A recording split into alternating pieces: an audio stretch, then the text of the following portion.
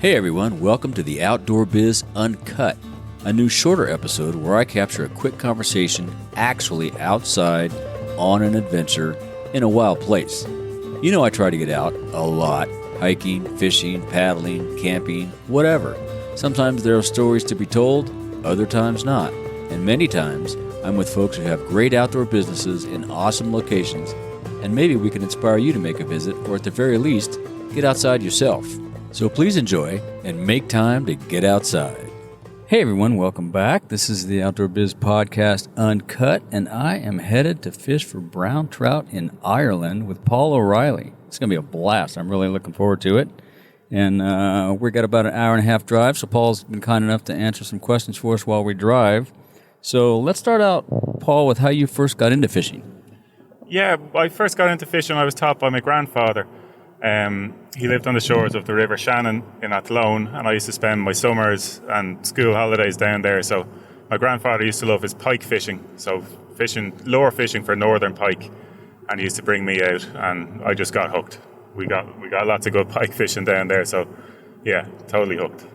So northern pike, that must have been pretty fun. How did you become a guide? Did you get into guiding early or late in life? So I'm not actually a guide at all. I work for the government agency who are responsible for looking after the rivers and lakes in Ireland. So I work for Inland Fisheries Ireland. And as I said, we're the state agency with responsibility for the protection and conservation and development of our inland fisheries. But we also have a remit to kind of promote recreational fishing. So fishing tourism, and to try and get Irish kids involved in fishing as a healthy outdoor activity. And so what's a day in the life look like for you? Well, unfortunately, most of the time I'm spent in an office, sitting at a desk. But every now and then we work with our partners in the tourism board, Fáilte Ireland and Tourism Ireland, to bring out, anglers, angling journalists from different parts of the world, including the USA. And so, every now and then I get lucky enough to bring some of you guys out fishing on some of our beautiful lakes. Very cool. And which lake are we going to now? We're going to fish a small lake in Connemara called Derry Lee. And it's a brown trout lake, full of wild brown trout. As I said, all of our trout are wild. We don't stock any of these fisheries. So we're going down to meet one of the members of the Clifden Anglers Club, a chap called Adam Conroy. And he's going to bring us out and show us all the hot spots in this lake to catch some of these trout. Man, guys, how much fun is this going to be?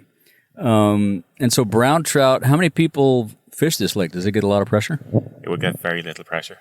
So Ireland, we only have 5 million people or so who live in Ireland, and we have thousands and thousands of lakes. And as I said, most of them have brown trout in them.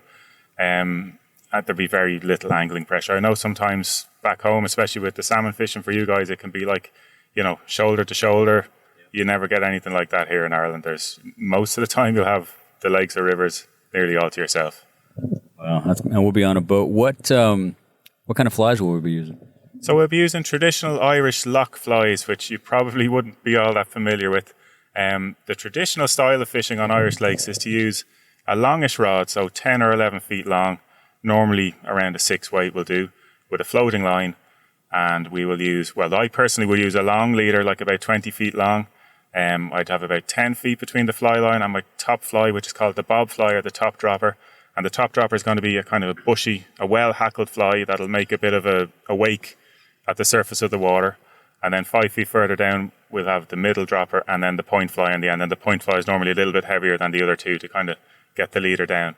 So what we do is we drift with the wind at our backs on traditional Irish lake boats, which are normally 17 to 19 feet long. We drift with the winds at our back. And we just do short casts, 15, 20 yards even is plenty. You cast out and then you retrieve the line back towards you in the boat. And as the flies get closer to the boat, you lift the rod tip to get that bob fly, the top dropper, working right in the surface of the water. And you'll get the fish come up and they'll hit that top dropper once they see the action, once they see the wake in the water. Sometimes they'll come up and have a look at that fly, turn around and hit one of the other two flies that you're pulling in behind that one. So that's the traditional style of loch-style fishing. Lakes in Ireland are called lochs. So that's loch-style fishing for you. That sounds pretty fun. And are the two lower flies midge-type flies? No, these flies won't represent any natural insect. They're more, they can have bright colours. My personal favourite for the top dropper is an octopus, which will have a very long hackle at the front. It'll have a bright yellow kind of tag at the back, a bright yellow fluorescent tail, and it'll have orange in the body, and might have a gold rib and stuff like that. So it's not going to represent anything in the natural world, but when the fish sees it, when it sees the hackles moving and stuff like that, they really go for them. So little eye candy to attract them. That's it. There are other flies that we would use that do look like the natural insects. Like there's a small black fly called a bibio, which is a black hackled fly. It's the whole body is palmered, I guess, with a red spot in the middle of it, and that kind of represents a small black fly called a bibio here. And we'd also have kind of flies that would have traditionally represent caddis larvae. Say there's one called the green peter that's really good for salmon, trout, and sea trout, and that'd be a very common fly to use on the middle dropper on the point. Very fun. And where do you guys get your equipment from? Is there fly manufacturers and rod manufacturers here, or does a lot of it come from the U.S.? Yeah, well, most of it actually would come from Britain and Europe. So there are a lot of really good tackle shops in around Ireland. Every town has a tackle shop of some sort in it. Nearly every good-sized town would have a tackle shop in it. But the same as a lot of places these days, a lot of people will order their fishing gear online on the internet. And we prefer to try and get people into spend your money in the local tackle shop, because you can't beat local knowledge, and it can be hard sometimes to return some tackle if a rod gets broken or something like that. You can always bring it back to your tackle shop and get it fixed, where sometimes it's not so easy if you're buying it off, the internet or a faceless kind of corporation somewhere. You know what I mean? Yeah, that's true. Buddy and I have a saying, whatever we're doing, you always want to get local knowledge, whether you're hiking, fly fishing, climbing, photography, go get local knowledge. Oh, that's so true. It's so true. And especially, like, as I said, we're going to fish this lake today.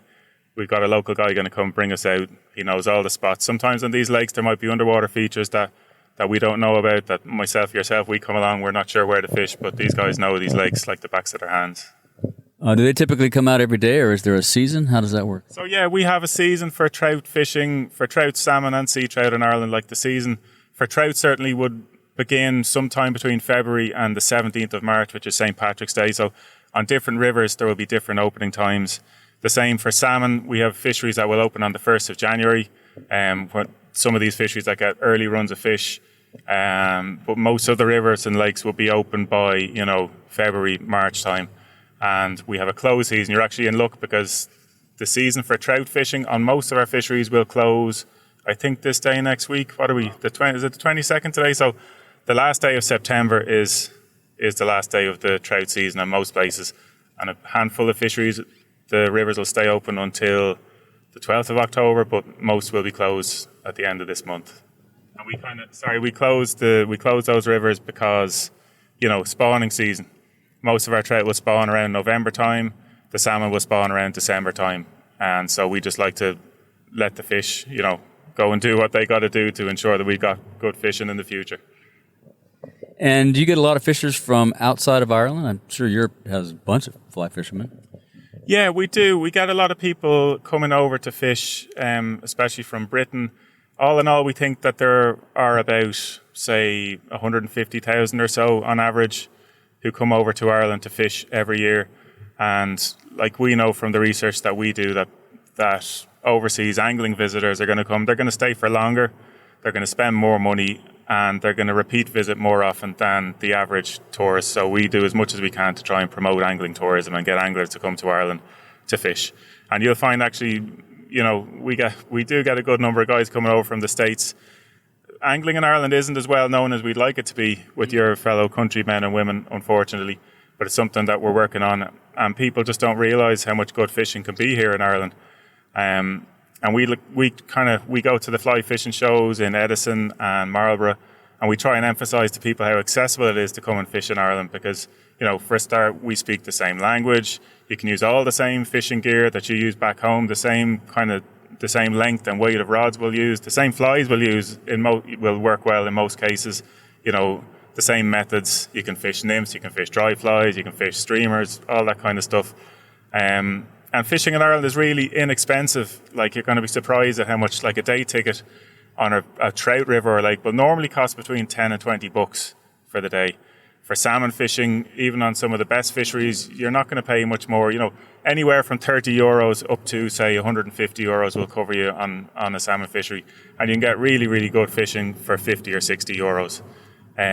For for guiding, most Irish guides, like the guy we're going to meet today, like he might charge 100 or 150 bucks, for a day out in a boat, which isn't a whole lot of money if you think about it. I know back home you'd probably pay several $100s for the same kind of experience, but here in Ireland it's just not as expensive as it would be back home. Now, having said that, there will be some guides who would offer a really high level of service, who might come and collect you from the airport or collect you from your lodging, bring you to the lake, supply all the gear, supply, catering, everything else. You're going to pay more for those guys naturally, but for the basic, fishing outing where the guy just brings you out in the boat for the day, you might be paying 150 bucks, maybe 200. That's about as high as it's going to go. And there's direct flights out of LA, New York, all the major cities. Oh, of course, yeah, direct flights out of all the major cities. And it only takes, like I said, I fly over to the show in Marlborough and the show in New Jersey. The flight from Ireland over, I think, is 5.5 hours. I think it's 6.5 hours back, so it's not all that far. I know some guys who travel from the East Coast to fish in Montana who tell me it's going to take them longer to get from the East Coast to Montana for their fishing than if they flew to Ireland. So that kind of puts it into perspective. There you go, guys. Book a ticket, get over here. We'll have pictures on the website. So what other activities? I'm sure there's all kinds of other activities. Is there any saltwater fly fishing over here? Yeah, now saltwater fly fishing wouldn't be hugely popular, but people do fish for species like European sea bass. So they're very closely related to the striped bass you guys have at home. They don't grow as big. An Irish, like a bass of 10 pounds is a fish of a lifetime over here. But they're very similar. They look the exact same, except they don't have the stripes. And some people go fishing for those. You can fish for sea-run trout, so the wild brown trout. We have a sea-run version of those that head off to sea. They, instead of having the golden kind of livery, they turn silver, head off to sea, and you can catch them in the sea on the fly. And people will also fish for mullet and species like that. And some people have tried fishing for blue shark and tried successfully fishing for blue shark from charter boats offshore, although I've not done that yet myself. And you have to have a boat to do that, right? Any kind of saltwater, you need a boat? Yeah, well, most of the people fishing for bass and would fish from the shore, from beaches or from rocky headlands, places like that. Bass like kind of shallow, broken grounds. So that you just put on a pair of waders, you can go get them. They'll come fairly close in, so you don't need a boat to get those guys. And is there anybody offering any guide schools over here? If someone wants to, how does someone get into fly fishing over here? Yeah, absolutely. The same as you guys got back home, we've got some really professional guides who'll do the full kind of service. So, sorry, do you mean teaching people how to be guides, or just learn how? If you wanted to, say I'm a young kid and my dad fished and I fished, and I want to grow up and be a guide. How do I do that? That's a really good question. I suppose in Ireland the way it would probably work is you just get in contact with one of the better guiding services, and let those guys take you on and teach you how to do it. And we've got some really good guides especially for the brown trout fishing in the rivers. I don't think we've anything like a guide school, as you mentioned, but I suppose just being mentored by one of our better guides is probably the way to go about it. Yeah, that's one of my recommendations. Just go offer your services to a guide. Do whatever. Clean the boats, swamp, sweep the floor. Just get in the business, and then eventually, if you stick with it, they'll take you out on a boat and they'll teach you how to do it. Yeah, that's it, exactly. So do you fish yourself? I do, yeah. I do a lot of fishing, like fish for all different species, but I suppose most of my fishing these days is fly fishing on the rivers and lakes. And in Ireland, I suppose, there isn't too much pressure on the rivers because Irish people like to fish on our lakes or lochs for the trout, the wild trout that are there. So I guess the way it works in Ireland is a lot of our rivers are connected to large limestone lakes or lochs. And on those lakes, there is really rich feeding. There's a huge amount of insect life for the fish to feed on. And you find that the fish live in the rivers for the first, few years of their lives, and then they turn around and head down, find their way to these lochs where they grow much bigger. So my personal favourite loch to fish is called Loch Sheelan, and that's in County Cavan. It kind of borders Cavan and Meath. And the average size of the fish there is probably between 2 and 3 pounds these days. And that lake will be famous for being the best lake to fish dry fly in Ireland. And you have a really good chance of catching a wild brown trout there of 5 or 6 or 7 pounds. And if you're really lucky, every year, especially during the mayfly hatch, there are fish of 10, 12 pounds caught by people, fishing the dry fly. So that's when Loch Sheelan has probably the best hatch of the Danica mayflies. So the really big guys. Sorry, we're on a bumpy road here, so so the really big guys, and that draws a lot of anglers from all over the country here to go fishing there. And when those fly come back, when they come back to lay their eggs on the water, what we call the spent gnat, that's when the really big fish will come up and take them, and you'll get fish there that wouldn't normally rise for a fly. That'd be, they're so big they'd probably be fish eaters, but they come up just especially to feed on these really big mayflies. That sounds pretty dang fun, man. So how many pounds would $100 be?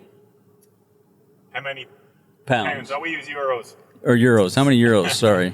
You know what? I think $1 is worth more than €1 at the moment. So it's probably in or around 100. Like maybe $100 would be worth 103 euros or something like that. So very, very close at the moment. For the first time in a long time, the exchange rate actually suits you guys better than it suits us. So you get better value when you come over here. So this is leading up to my next question that I ask on all my episodes. What's your favorite piece of gear, fly fishing gear or outdoor gear if you like, under 100 pounds or 100 euros? Gosh. What's my favorite? Gosh. It could be a favorite fly, collect some flies, favorite rod, favorite piece of gear, jacket. Weather, you guys get some weather over here, I'm sure. Yeah, a €100 rain jacket isn't going to cut it over here, so that's not going to be my favorite. The favorite piece of kit that I did have was exactly €100, and it was a pair of waders that had the boots, that had the wading boots attached, because I've got a bad hip, and sometimes I struggle to take the socks off my feet. But with these waders, you just kicked off the boots, they were stuck on, hang them up, get rid of them. It was just that they were so much easier to put on and take off than the normal waders and wading boots and everything else. I love it. I have bad knees, and that's the hardest thing. Get the boots off, then get the waders off. It's a pain in the butt. How about books? Are you a big reader? Do you have any favorite books? Yeah, I do read all the fishing books, especially coming into the fishing season. Like I said, we're at the end of the season now, but come next spring, I'll dig out all the old fishing books again and have a look at them. There are some, particularly about fishing in Ireland. There's one gentleman called Dennis Moss who's written some really good books about fishing in Ireland. One of them is called Trout from a Boat. Another one is called The Irish Rise.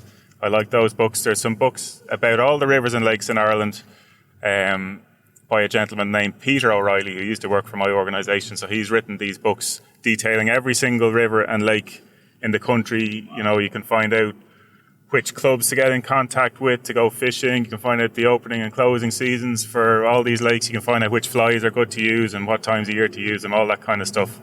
So there's a few books for your listeners to check out. Perfect. We'll put links to all those in the show notes. Well, Paul, it's been great talking to you. We're driving down the highway. This is my first podcast in a car, and I'm sure you've never done one in a car before either. I certainly have not. First time for everything. All right. Well, I appreciate it. Thanks to Tourism Ireland, Falta Ireland, and Stellar for a great week, and thank you for listening. I'll drop these whenever the opportunities present themselves, and if you have an adventure or idea you want uncut, hit me up and we'll make it happen.